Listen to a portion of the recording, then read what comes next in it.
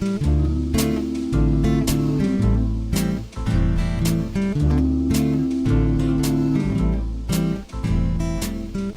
I'm Charles Purcell. This is The Log. Hey, I haven't spoken to you in a while. I took a week off, wrapped around a couple of weekends, so it's been, 10, 11, 12 days, something like that. And, wow, everything is just, first of all, let me tell you, I failed miserably. My idea was that I would take a break from the news. You know, you just have to do that occasionally in the service of your own sanity. But I failed miserably. Every morning I got up and I just spent all day reading the news. Maybe more than I would even in my regular schedule. I had the opposite of a vacation. I am a little bit obsessive. So, we're going to have to try this again. As soon as I'm able to carve out another week, I'm going to give it another try. Man, just a miserable, miserable fail. But how can you stay away with the news the way it is? It's I can't do it.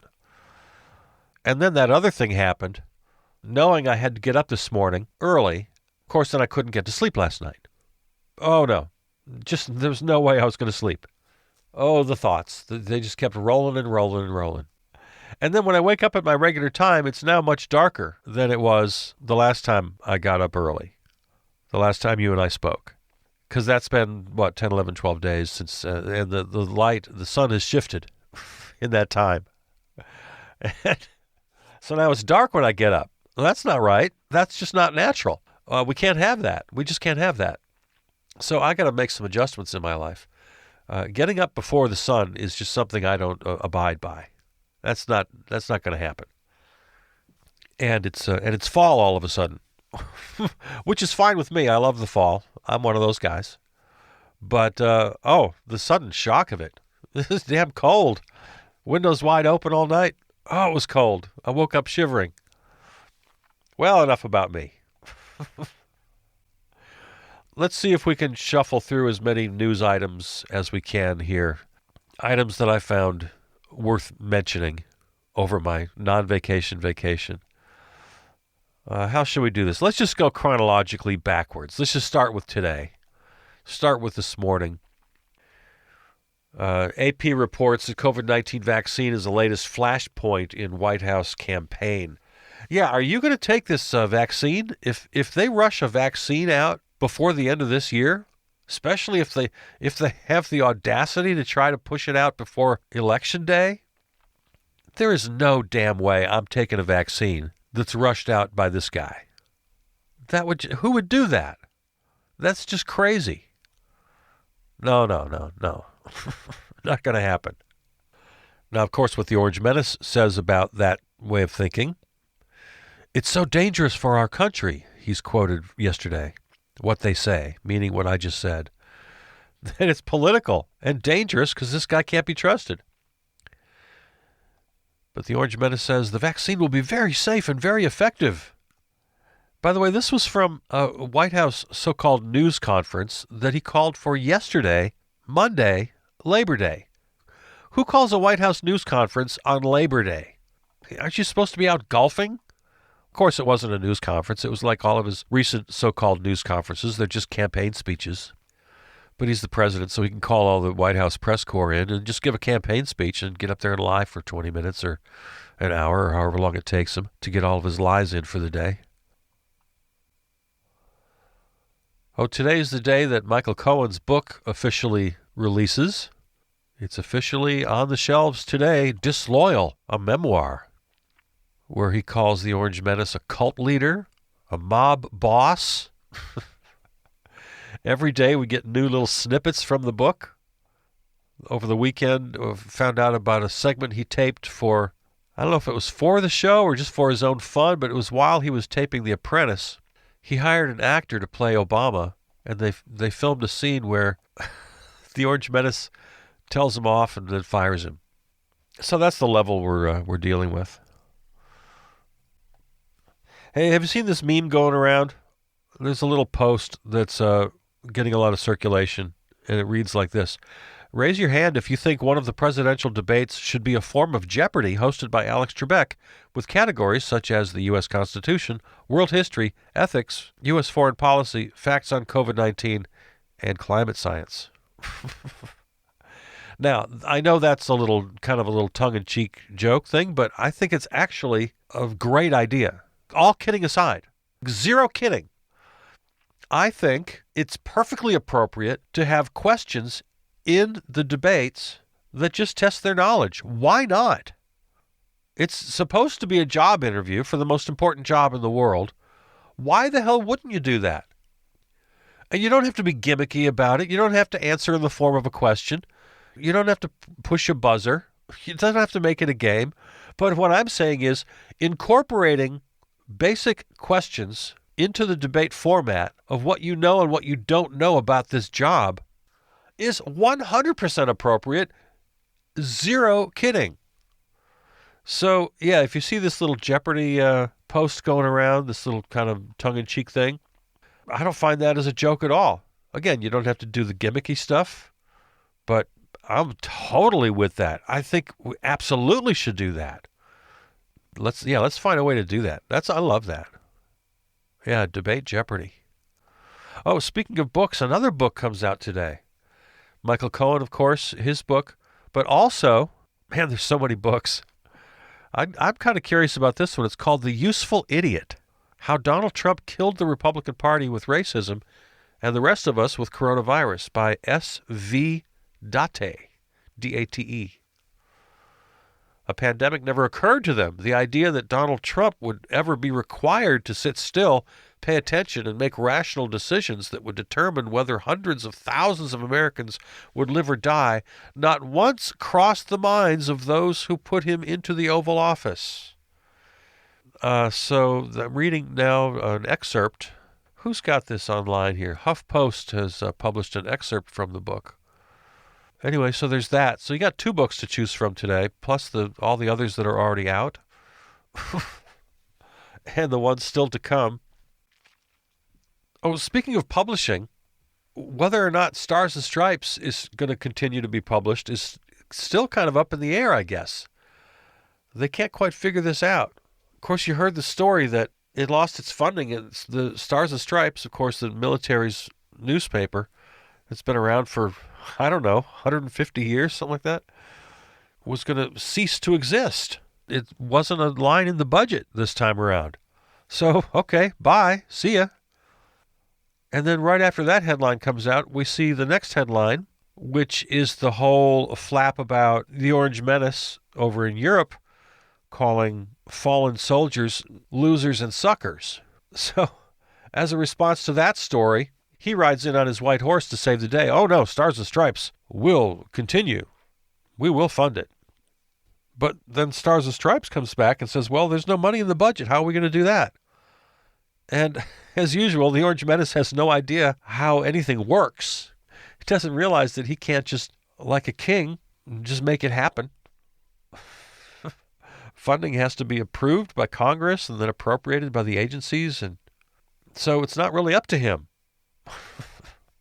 So it's really still kind of up in the air. But the Orange Menace already had his hand in Voice of America. Apparently he appointed some crony, some lackey, kind of like DeJoy at the post office, same kind of deal. Appointed some guy to run Voice of America and turn it into a little mini Fox News. Of course, the Orange Menace wants to start his own network. I don't know if he can do that from jail. He can't do it until he's out of office, but as soon as he's out of office, he's going to be in jail. Well, I guess through all the litigation, he can get it started before he goes to jail. I don't know. Yeah, the military thing. We got to talk about this for a second. All right. So we all see the story. He's in Europe, and many sources confirm this, and many news outlets then talk to the many sources, and it's pretty much settled news that he called dead soldiers losers and suckers. All right, so obviously this makes some headlines. Now, over the years, I've been a great critic of the military. I'm just a little guy sitting in a little studio. So who am I, right? And I understand that. And that's the attitude I take. I'm nobody. But in my little guy behind a microphone opinion, the military is about 90 times larger than it needs to be. And I've never had really anything good to say about the military. So who am I to defend them now, right? But here's the way I feel about it. Maybe you do too. Maybe you'll agree. This is outrageous. As critical as I've been over the years about the military, I would never for a moment, not for 1 nanosecond, would I entertain the notion that somebody who died fighting a war is a sucker or a loser. Everybody joins the military for their own individual reasons. Some people do it because it helps them pay for school. Maybe they just need a job. They're poor. Maybe they're all gung-ho patriotic. Maybe they're assholes who really want to go out and kill foreign people. There's a million different reasons. Everybody has their own reasons. And there's no way in the world I'm going to judge any individual for those reasons, let alone judge a whole group, a whole class of people. If you join the military for whatever your reason is, and you wind up dying in a war, I am not going to utter one disparaging word against you. No, never, ever, never. It's insane. It's profane. It's vile. I can't believe this. It's of all the things he could do, including shooting somebody on Fifth Avenue, what can be worse than this? And then he makes it even worse. On Labor Day, he decides to have a little campaign speech disguised as a press conference, and when asked about this, he makes it even worse. He says, the military, they love me. The regular folks in the military love me anyway. Probably not the higher-ups. And he accuses the so-called higher-ups. He accuses the generals, the top brass of the military, accuses them of starting wars for the sake of profit, of arms manufacturers. Now, again, this sounds like something I would say. But you know what? I would never, ever say that. Never. Because, yes, there is a military-industrial complex, and yes, there are very bad people who want to advocate for war. They want to start wars. They want to make money. They want to make their profits. But that's not the military. That's not the top brass. Those guys have made a career. They've dedicated their lives to serving the nation. Even me, somebody who's just anti-military 90% of the time, I would never, ever say that. Sure, the Don Rumsfelds of the world and the Dick Cheneys of the world, yeah, of course. There are bad guys out there. There are war profiteers. Obviously there are. It's a huge problem. But accusing your own generals? People who dedicated their lives to the service of this country?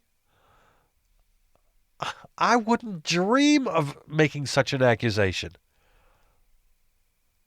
Of all the preposterous and disgusting utterances out of his little anus mouth, these have to be right up there as quite possibly the worst things he's said, the worst thoughts he's had, the worst opinions he's shared with us. He goes lower and lower and lower, and we think he can't go any lower, and I can't imagine him going any lower than this.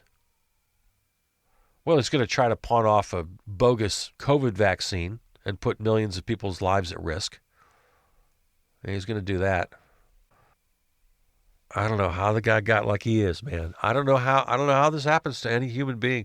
I don't know how this happens to any one single human being. How you become so depraved and so sick. And then he becomes president of the damn United States. This is just craziness. All right, what else is going on out there? Well, speaking of sick guys, this guy's a sweetheart compared to the Orange Menace. Everybody's buddy, Ted Cruz. Now, Ted Cruz to me he's just a funny clown. And he and I share something, and that's a love of theater. He's a theater guy. If you've never seen it, go to YouTube and check out Ted Cruz's college production of, I forget what the show is, but there's some good YouTube video out there of actor Ted Cruz on the college stage. And we both love Princess Bride. Who doesn't love Princess Bride? We all love Princess Bride. But the reason he comes up and Princess Bride comes up is because if you haven't heard, I can't imagine that you haven't heard this by now, the entire cast of Princess Bride is getting together for a live reading, which is going to be just a thrill. And they're doing it for the Democratic Party of Wisconsin. Several of the cast members, of course, we lost Andre the Giant, sadly. He's died since they made that film. But Billy Crystal, Mandy Patinkin, the two lovers, they're going to reunite for a live-streamed script reading, followed by a question and answer session moderated by Patton Oswalt. So how great is that? But Ted Cruz comes into the picture because, of course, he had to tweet about it and say how sad it is that it's, let's see, what did he write here? This is Ted Cruz's tweet. Do you hear that, Fezzik? That is the sound of ultimate suffering. My heart made that sound when the six-fingered man killed my father. Every Princess Bride fan who wants to see that perfect movie preserved from Hollywood politics makes it now. So that's his really poor attempt to be funny and with it, and I don't know, he just fails every time. And as happens on Twitter, he gets a lot of back talk from that. So there's a little back and forth. But let me find you the date on that thing. I'll find you the date. Here, while I'm looking for that. What is up with right-wingers and conservatives don't seem to understand that virtually every single artist, actors, writers, musicians, none of them agree with you. The entire arts community, except for one or two really weird exceptions, hate you. They're all liberal. They're all progressive. They're all Democrats. None of them are conservatives. None of them are Republicans. Again, you got your couple of little exceptions here and there sprinkled around. You got Ted Nugent. You got the guy who played Fraser Crane, Kelsey Grammer. Who else? A handful. Everybody else can't stand you. Everybody else is on the other side of the spectrum. I don't understand conservatives who hero worship certain actors and especially musicians. They're all into, their music. And it's like they don't ever understand the message of any of these works of art, the lyrics to the songs, the message of the movies. You don't get it. And you're surprised by this? The arts community doesn't like you. I'm still looking for that date. A little side note complaint here about journalism. That's a basic fact of the story. Why wouldn't the NPR story include the date of this event? Wouldn't it take up any space? It's 2 or 3 words. Oh, man, what is up with journalism? What's the deal with journalism? No, I'm sorry, I did my Uncle Chuck voice. What's the deal? I was trying to do Seinfeld, and it turned into Uncle Chuck. What's the deal with journalism? Okay, here, I found it. Sunday the 13th. So this coming Sunday at 4 p.m. Pacific, 6 p.m. Central, 7 p.m. Eastern Time. So this coming Sunday, I'm in the Central Time Zone, coming to you from the River West neighborhood of Milwaukee, Wisconsin. River West, the greatest neighborhood in the world. So 6 o'clock my time this coming Sunday. Click the link, chip in what you can. I guess it's a pay what you can thing. Table read of the script with the original cast, plus special guests, followed by a fan Q&A moderated by Patton Oswalt. You must be a U.S. citizen to donate, because this is, again, going towards the Democratic Party of Wisconsin. So what do you know? Good for them. I don't know who came up with this idea, but good for them. Yeah, you can RSVP right now at wisdems.org/Princess Bride. So for all you fans of Wisdems, all you fans of Princess Bride, and yes, it's basic, but you know what? It's universal. Who doesn't love Princess Bride? If you claim to not love Princess Bride, you're trying way too hard to be cool. No. Everybody loves Princess Bride. That's all there is to it. Well, my attempt was to try to get through a couple of stories that we missed while I was gone. Oh, man. Michael Reinhold? I'm not sure how to pronounce his name. Here's a story. Holy hell. So this is the guy who allegedly, apparently, shot the right-wing Patriot Prayer member who got shot in Portland. There's a very long-range, iffy, grainy video of this. It happened August 29th in Portland. And, of course, there's the back and forth between Black Lives Matter protesters and all these right-wing militia types that are now coming in to cause trouble, right? So, again, you know this story. You must know this story. So a guy from this right-wing group called Patriot Prayer gets himself shot and killed. And this other guy, Michael Reinhold, a self-proclaimed Antifa supporter and a regular at lots of protests, gives a media interview, and pretty much says, yeah, I shot the guy. I didn't have any choice. He claims it was self-defense. But then here's the real deal here, what I'm telling you, what you might not know. The feds just went and killed the guy. It was an execution, plain and simple. They found out where he was. They showed up. They rolled up, and they shot him. This was like Bonnie and Clyde. This was like The Godfather. Just fill his car with bullets. Just shoot the guy, dead in his tracks. This was an execution. This was a state murder.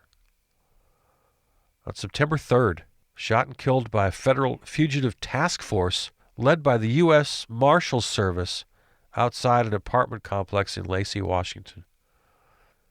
The authorities can't get their story straight. Every time they tell the story, it's a little bit different. Eyewitnesses say, yeah, they just rolled up and shot the guy. And you know, this, along with the pudgy kid from Illinois coming up to Kenosha, killing 2 people, wounding another badly. You know, in this case, the question, who started it, is not insignificant. It's significant.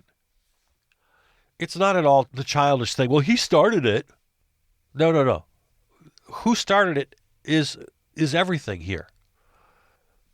If we need to remind the conservatives and the right-wingers, we on the left have known about Antifa for a very long time, way before you ever heard of them. We were having our own internal debates on the left, and people who knew what they were talking about didn't even call them Antifa, they called them Antifa. We had debates on how to pronounce it. And there was a quite vigorous discussion about the merits of Antifa. Because as murders of unarmed black men continued, and Black Lives Matter protests became a thing, and the neo-Nazis and the Klan, and now these new groups that are popping up that we're learning about, Proud Boys and Patriot Prayer and Boogaloo and all those guys, are instigating trouble. They're inciting. They're starting it. They want the race war. They want the new civil war. And Antifa first comes to the attention of a wider American audience in Charlottesville when they're there to protect counter-protesters. So let's get our players straight here. Let's hand out the program. We got the Nazis and the Klansmen and those who are overtly calling for violence, demonstrating in the streets, chanting, "Jews will not replace us," and other vile chants. Now we have counter-protesters saying, no, this does not represent Charlottesville. This does not represent me. A perfectly legitimate thing to do to counter-protest. So we have our 2 sets of protesters. The ones who are calling for racism and genocide, the ones who are counter-protesting those vile ideas. And now in comes a third group, and that's so-called Antifa or Antifa, and they are there to protect the counter-protesters, which they did. Now the debate we're having on the left is, well, do you meet violence with violence? Or the other way of thinking is, you only defeat hate with love. Some of us were arguing that if you try to fight fire with fire, you're only playing into their hands and asking for trouble. Others of us on the left said, well, we have every right to defend ourselves. The Black Panthers were armed. It's that philosophy. I can see merit in both arguments. I'll tell you the truth. I kind of went back and forth on it. I still go back and forth on it. But the one thing that's not debatable, that you don't go back and forth on, is the fact that the right-wingers, neo-Nazis, Klansmen, Proud Boys, Patriot Prayer, self-proclaimed militia, they're the instigators. They're the ones starting it. They're the ones who want the violence. They're calling for it. And anybody on the left, any so-called Antifa, which of course, as we know, but bears repeating, is not a group, does not have any kind of hierarchy, does not have any kind of organization. It's just a philosophy that this guy from Oregon shared. Yeah, I think it's right that we defend ourselves against instigators. Kind of like what your grandpa did against Hitler. Defended innocent people against violent aggressors. It makes a difference who started it. It's not the childish, he started it. No, it's not. It's a completely legitimate question and one that needs to be answered. And that's why, as I've said many times, the language of the media has got to change. Please take the word clash out of your lexicon forever. Protesters and police do not clash. Peaceful protesters are attacked by aggressive police tactics. We've seen it over and over and over and over and over again. They declare an assembly illegal, and they move in violently. They move in with their shields. They throw their flash bombs. They shoot their bullets. They spray their pepper spray. It does make a difference who's starting this, who wants the violence, and who is there in a defensive mode. And the debate continues among the folks on the left whether or not Antifa is a good idea or not. That debate continues. But there's no debate about who the aggressors are and who the defenders are. And the press needs to make that distinction and stop using this damn passive both-sidism regarding so-called clashes. No, they're not clashes. There are aggressors and defenders. And if there's any doubt in your mind, just saw this headline this morning before I talked to you guys. Trump emerges as inspirational leader for Germany's far right. Among German conspiracy theorists, ultranationalists, and neo-Nazis, the American president, and that's where it cuts off because of the New York Times, and I've already depleted my free New York Times articles. It's only the 8th. Anyway, yeah. The picture they showed was of this big demonstration of right-wingers, neo-Nazis, ultranationalists, conspiracy theorists, and they got a huge flag with the Orange Menace's picture on it. This big oversized flag with his ugly mug. Yeah, he's their inspiration now. Neo-Nazis. Literally carrying the flag of the Orange Menace. So what does that tell you? Come on. Come on. All right, well, I got to a small fraction of all the big news that we missed while we were apart. We'll spend the rest of this week trying to catch up on things that need to be said. All right, there it is. I love you. I'm Charles Purcell. This is The Log. Talk to you tomorrow.